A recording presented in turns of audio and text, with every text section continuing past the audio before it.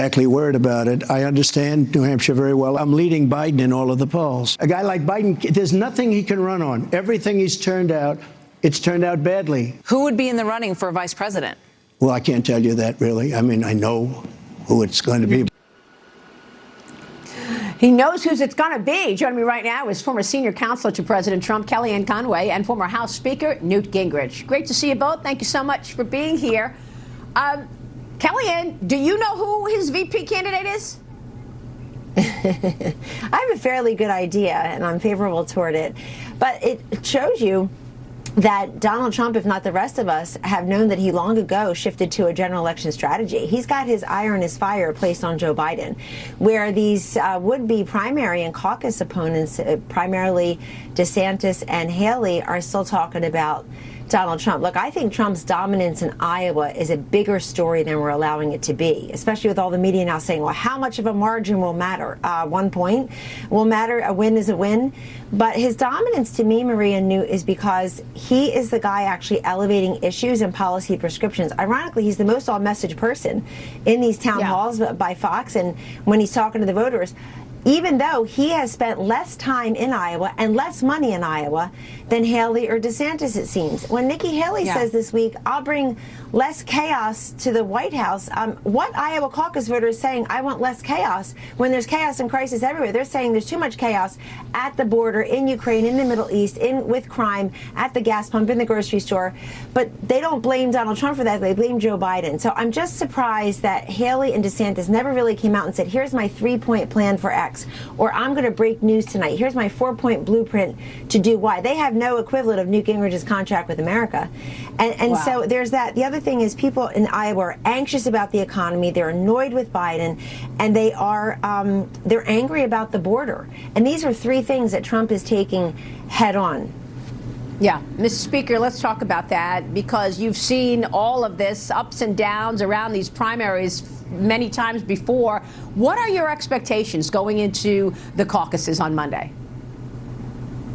Well, look, I think Kellyanne put her finger on something that is really a very big story. If Trump comes in above 50%, I believe he'll be the first Republican ever to come in above 50% when you have a mixed field like this.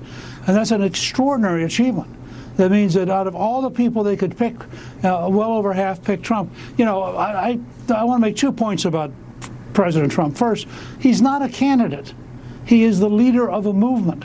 And people just don't get this. The reason all these efforts to attack him don't work is all the people who are deeply for him are absolutely convinced that he is the only person who can take on the deep state and fundamentally change it, that the rest of them are nice people, but they don't have a prayer of fundamentally changing how sick and how corrupt Washington is. The other thing I just report to you, Calista and I were at Luther College, and which is in Decorah, Iowa, this fall. We're walking down Main Street, small town.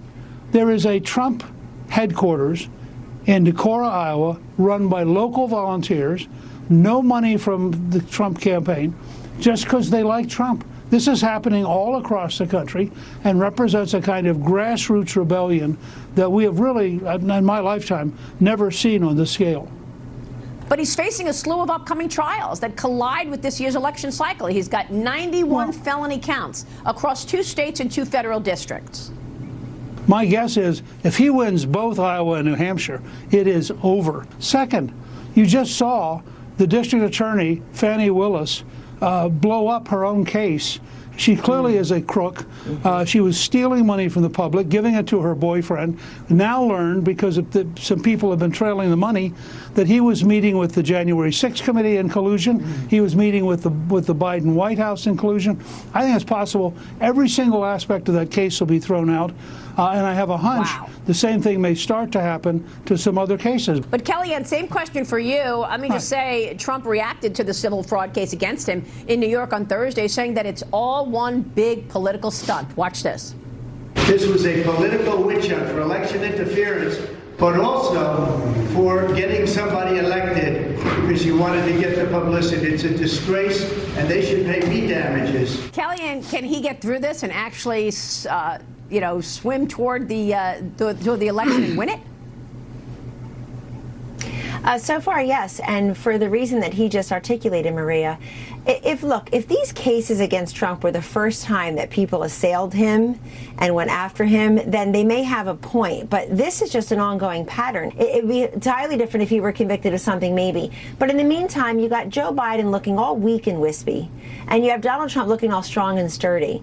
So I think that the other people are running out of time. I think some of these cases are running out of time to make a difference politically, and certainly his opponents, all good people, all would be better presidents than Joe Biden, are running out of time to make the case. But you know what gets me, Newt, is the fact that here we are seeing all of these attacks on Donald Trump, and yet there is corruption in plain sight in the Biden family, as certainly if you believe what the Oversight Committee has released. Hunter Biden was in federal court on Thursday. He pled not guilty to 9 felony tax charges, getting a trial date set for June. This is just one day after causing chaos on Capitol Hill, basically sticking it in the eye of congressional leaders, showing up at a GOP hearing to hold him in contempt of Congress, a resolution which has in fact advanced and will now go to the House floor for a vote. Your thoughts on any accountability or lack thereof of what we're hearing out of the Oversight Committee about the Biden family taking millions of dollars from foreign adversaries? Well, let me say, first of all, in terms of where we're at, Joe Biden is trying to imitate Vladimir Putin, whose only major opponent, Navalny, is in jail. So Putin is going to run for re-election with no opponent. That's the Biden model. He would love to have the same kind of opportunity Putin has to win without opposition. Biden himself has admitted that he talked on a phone with Hunter's business partners listening.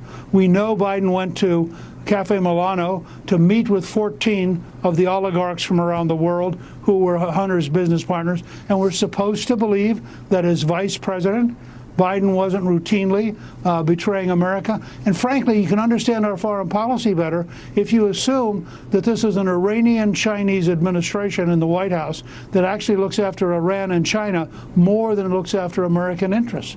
And wow. I think it's really pretty frightening when you look at the relationships, and the scale of corruption is far beyond Hunter. Thank you so much, sir. Thank you, Kellyanne. We will see you both soon. Thank you. We've got fresh